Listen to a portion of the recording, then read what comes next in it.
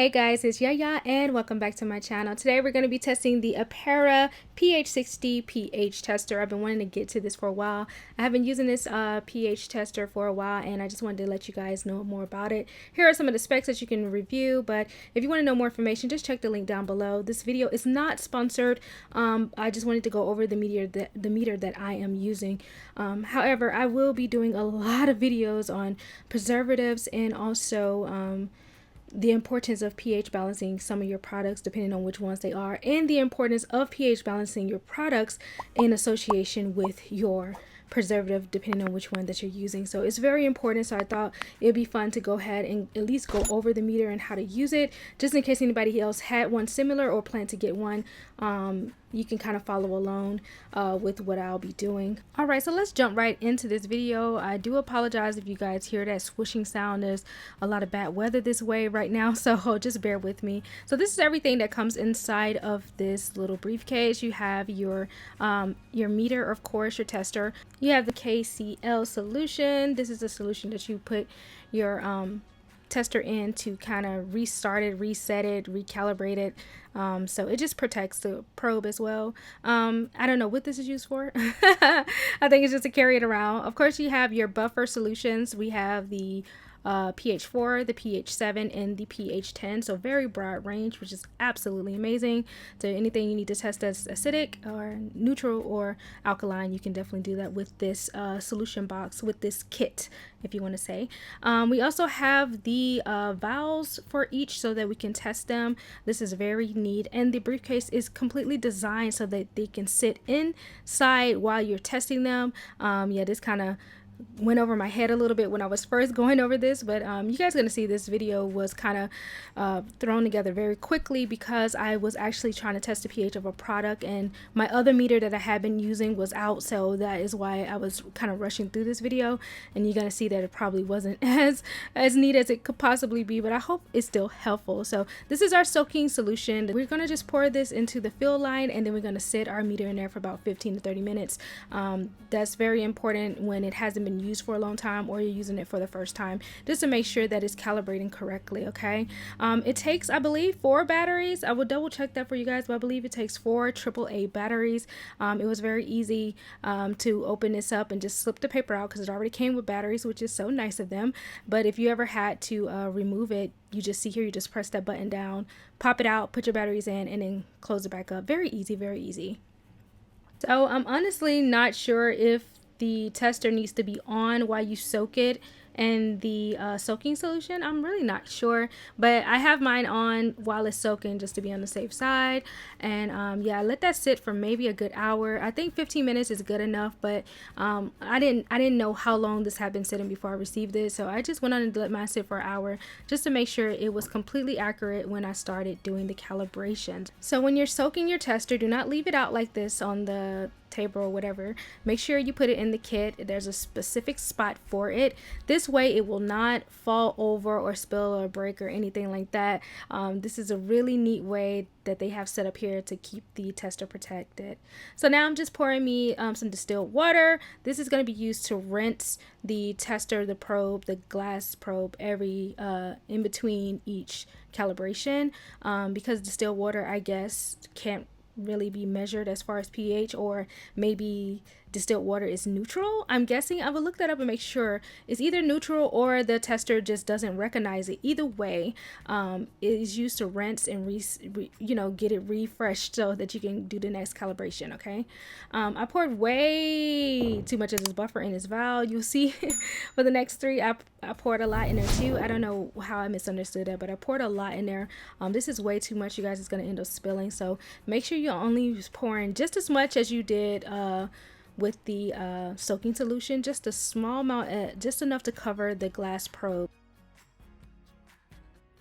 After soaking in the soaking solution, I did rinse with the distilled water and dry the tester before starting with the numbers pH 7 buffer solution. You want to start with 7 first. It's already set where it starts with 7, then it goes to 4, goes to 10. So make sure when you are first doing your calibration that you start with your 7. The 7 is the green, which I love that it's color coded. It's easy to kind of keep up with it. The green is the pH 7. The pink is the pH 4, and then of course the 10 is the blue. Okay, so right now I'm just waiting to see the happy face. The happy face indicates that it has measured out to that pH level, and then you can just press the cal button again. There's more instructions, you guys, so you can get a more detailed thing, because like I said, I was rushing through this video, so I didn't get really good footage of it. But what you want to do once you cut it on, you want to long press the cal button, and that's going to take you to the very next pH balance that you're trying to get. Can you see that? Yeah, you can. Then you're going to place it in there, shake it a little bit, let it sit, and let it get as close to it can. Once it's stable and the happy face shows up, you can press the cal button again. You can short press it, like so. Okay, and there it goes. It has calibrated that solution. And then I would take it out and I'll put it back in there a little bit just to make sure it does calibrate at 4, and then that's it. Yep. All right, so we're going to rinse it again with the distilled water. You want to rinse every single time before each use. Rinse it with the distilled water and then dry it off. And now we're going to do it again with the very last pH, which is the 10. So you're going to long press the cal button.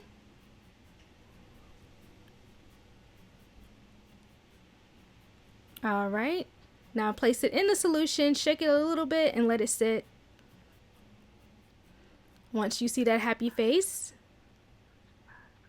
then you can press it. Now guys, this is a video. It is sped up, so this is going a lot faster than what it actually did in real life. In real life, it wasn't really slow, but in some cases it did take a minute to get to where it needed to be for me to press the cal button. For number 7 for neutral, and then for the alkaline it was. For the acid one, it happened pretty fast, but you know, just be patient with it, guys. Once you see that it's there and you see the happy face, sometimes it'll pop up and then it'll disappear real quickly.